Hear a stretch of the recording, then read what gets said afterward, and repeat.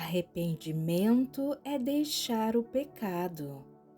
Eu não me dirijo somente ao não convertido, porque sou daqueles que creem que a igreja precisa se arrepender muito antes que muita coisa de valor possa ser feita no mundo. Acredito firmemente que o baixo padrão de vida cristã está mantendo muita gente no mundo e nos seus pecados. Se o incrédulo vê que o povo cristão não se arrepende, não se pode esperar que ele se arrependa e se converta de seu pecado. Eu tenho me arrependido 10.000 vezes mais depois que conheci a Cristo do que em qualquer época anterior. E penso que a maioria dos cristãos precisam se arrepender de alguma coisa.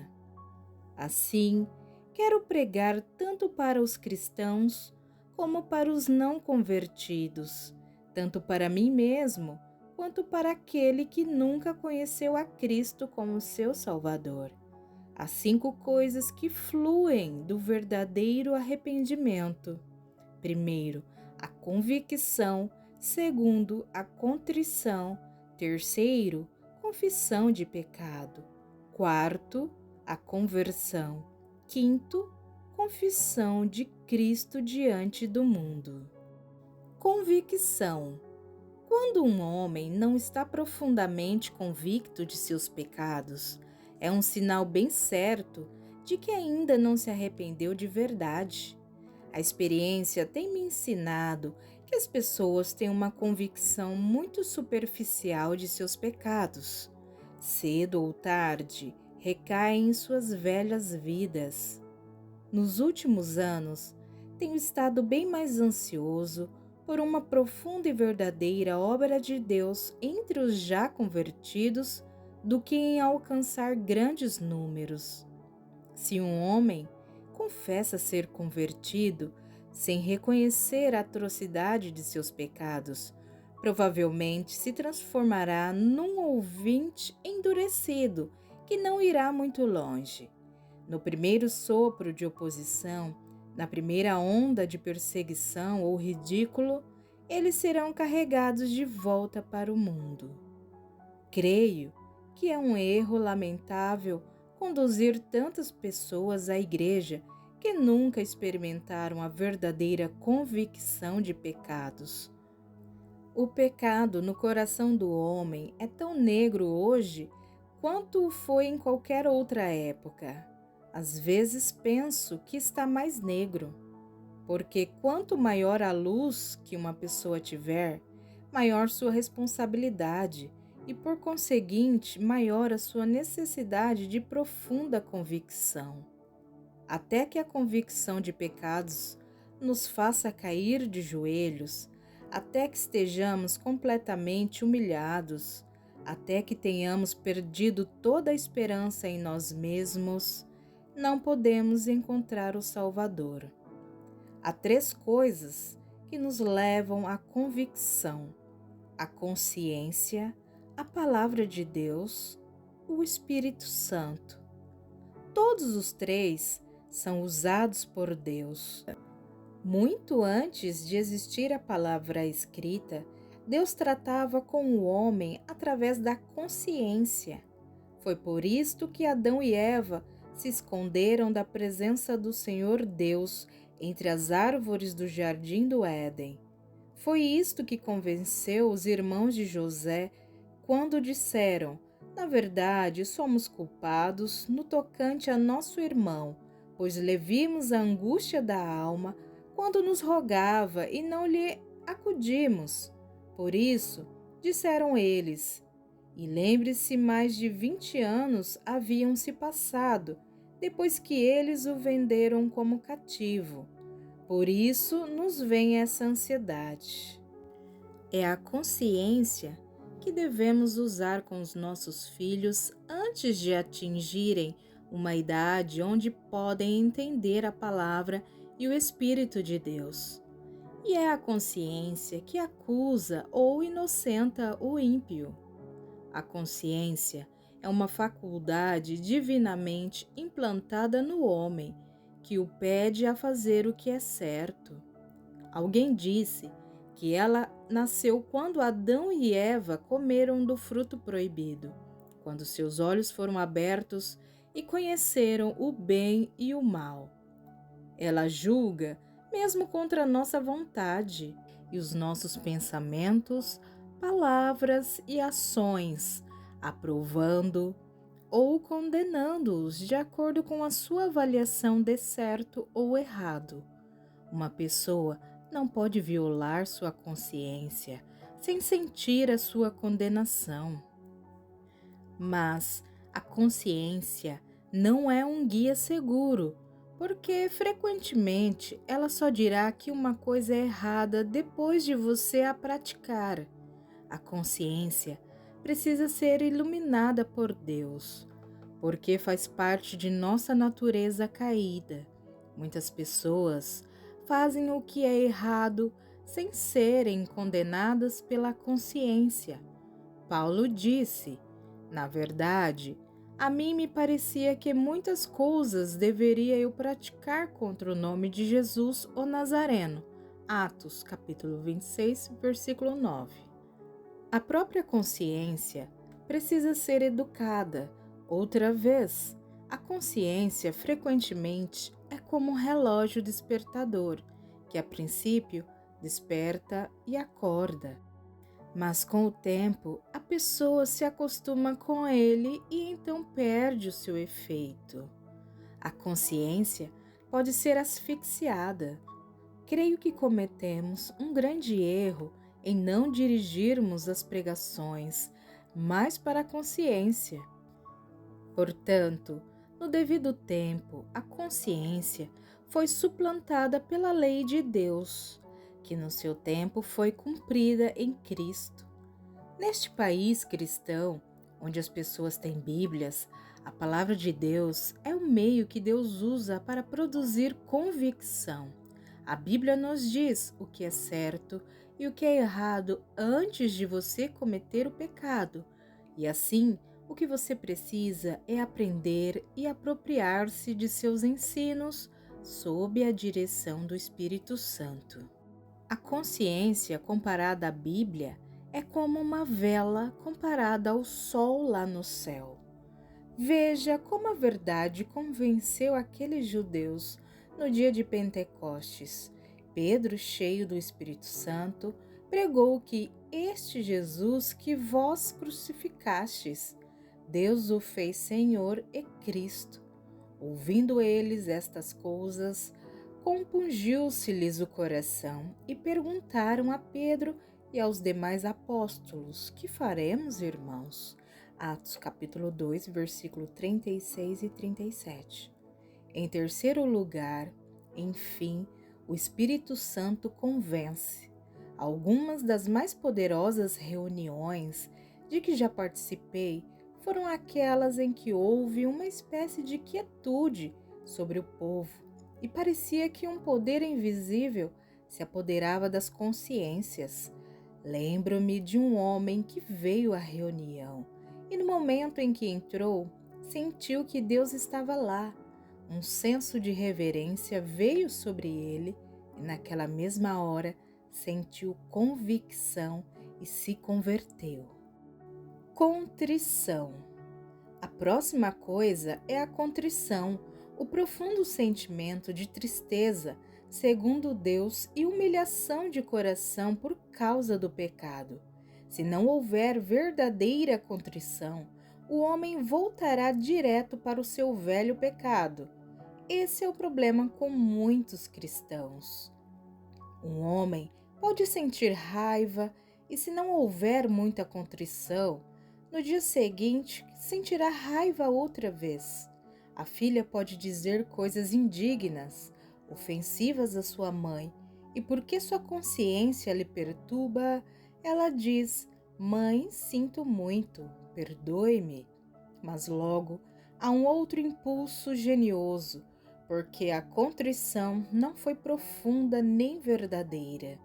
O marido diz palavras agressivas à sua esposa, e então, para aliviar a sua consciência, compra um buquê de flores para ela. Ele não quer enfrentar a situação como um homem e dizer que errou. O que Deus quer é contrição, e se não houver contrição, não há arrependimento completo. Perto está o Senhor dos que têm o coração quebrantado e salva os de espírito oprimido. Coração compungido e contrito não o desprezarás, ó Deus. Muitos pecadores lamentam por seus pecados, lamentam por não poderem continuar pecando, mas se arrependem apenas com corações que não estão quebrantados. Não creio que saibamos como nos arrepender atualmente. Precisamos de um João Batista que ande pelo país gritando: arrependam-se, arrependam-se. Confissão de pecado. Se tivermos verdadeira contrição, ela nos levará a confessarmos nossos pecados. Creio que 9/10 dos problemas em nossa vida cristã são resultados de não fazermos isso. Tentamos esconder e cobrir nossos pecados. Há muito pouca confissão deles. Alguém disse: pecados não confessados na alma são como uma bala no corpo. Se você não tiver poder, talvez seja porque há algum pecado que precisa ser confessado, alguma coisa em sua vida que necessita ser removida. Não importa quantos salmos você cante, ou quantas reuniões você compareça, ou quanto você ore e leia sua Bíblia, nada disso encobrirá esse tipo de problema. O pecado deve ser confessado, e se o meu orgulho me impede de confessar, não devo esperar misericórdia de Deus, nem respostas às minhas orações. A Bíblia diz: o que encobre as suas transgressões jamais prosperará. Provérbios 28, versículo 13. Pode ser um homem no púlpito, um sacerdote por trás do altar, um rei no trono. Não me importo quem ele seja. O homem está tentando fazer isso há 6.000 anos. Adão o tentou e falhou. Moisés o tentou quando enterrou o egípcio que matou, mas falhou. Sabei que o vosso pecado vos há de achar.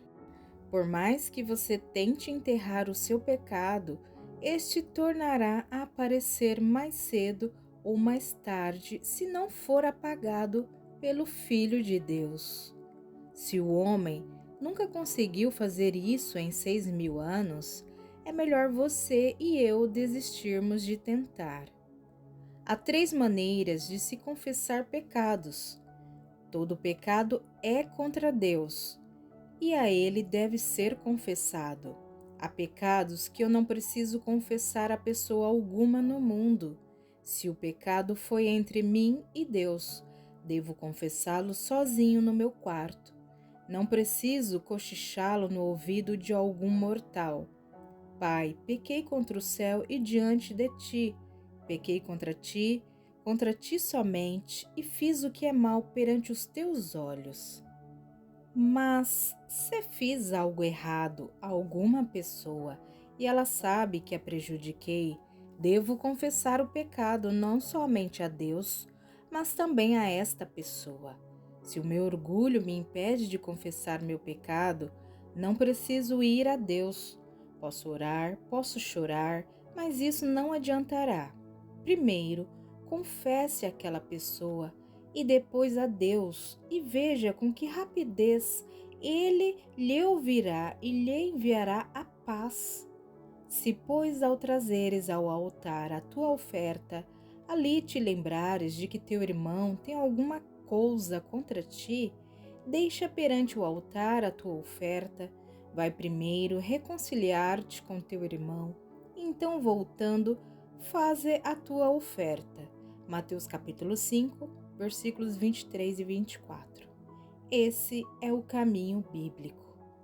Há outra classe de pecados que devem ser confessados publicamente. Suponha que fui conhecido como um blasfemador, um alcoólatra ou um depravado.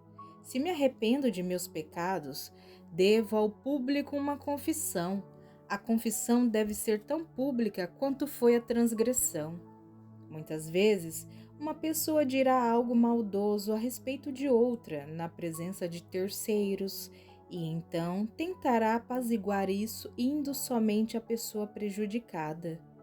A confissão deve ser feita de forma que todos os que ouviram a transgressão possam ouvir a confissão. Somos bons em confessar o pecado de outras pessoas, mas se experimentarmos um verdadeiro arrependimento, ficaremos mais que ocupados cuidando dos nossos próprios pecados. Quando alguém dá uma boa olhada no espelho de Deus, não encontrará ali falta dos outros. Tem coisas demais a ver em si mesmo. Se confessarmos os nossos pecados, Ele é fiel e justo para perdoar os pecados e nos purificar de toda a injustiça. 1 João, capítulo 1, versículo 9. Obrigado, Senhor, pelo Evangelho. Crente, se há algum pecado em sua vida, resolva confessá-lo e seja perdoado. Não deixe nenhuma nuvem entre você e Deus. Garanta o seu título para a mansão que Cristo foi preparar para você. Conversão. A confissão leva à verdadeira conversão, e não pode haver uma verdadeira conversão até que se tenha dado esses 3 passos. Agora, a palavra conversão significa 2 coisas. Dizemos que uma pessoa é convertida quando nasce de novo, mas conversão também tem um significado diferente na Bíblia. Pedro disse: arrependei-vos e convertei-vos. Atos 3:19. Existe uma versão que traduz assim: arrependei-vos e voltai-vos. Paulo disse que não foi desobediente à visão celestial, mas começou a pregar a judeus e gentios para que se arrependessem e se voltassem para Deus.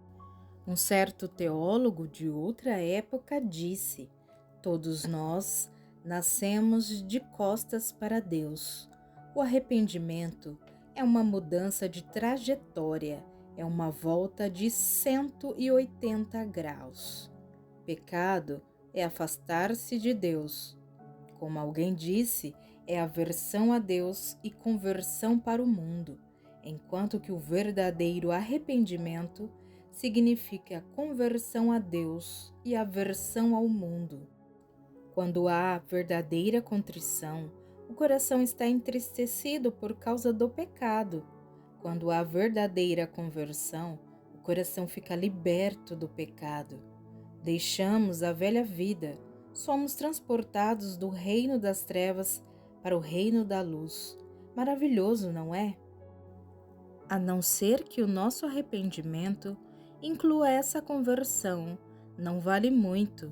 Se alguém continua em pecado, é a prova de uma profissão de fé inútil. É como bombear água para fora do navio sem tampar os vazamentos. Salomão disse: se o meu povo orar e confessar teu nome e se converter dos seus pecados. 2 Crônicas, capítulo 6, versículo 26. Oração e confissão não seriam de proveito nenhum enquanto o povo continuasse em pecado. Vamos prestar atenção à chamada de Deus. Vamos abandonar o velho caminho perverso. Voltemos ao Senhor, e Ele terá misericórdia de nós e ao nosso Deus, porque Ele perdoará abundantemente. Confissão de Cristo. Se você é convertido, o próximo passo é confessar isso abertamente. Ouça, se com a tua boca confessares a Jesus como Senhor e em teu coração creres que Deus o ressuscitou dentre os mortos, serás salvo.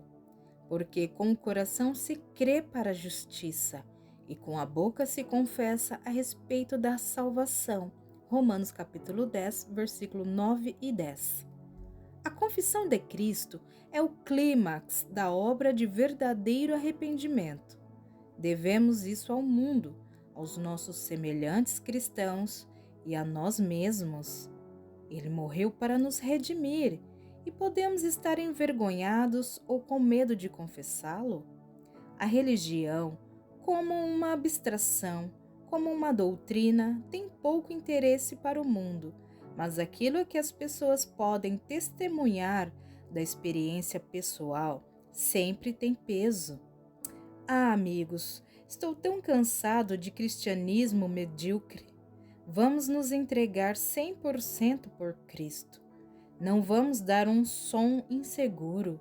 Se o mundo quer nos chamar de tolos, que o faça, é apenas por um pouco. O dia da coroação está chegando. Graças a Deus pelo privilégio que temos de confessar a Cristo.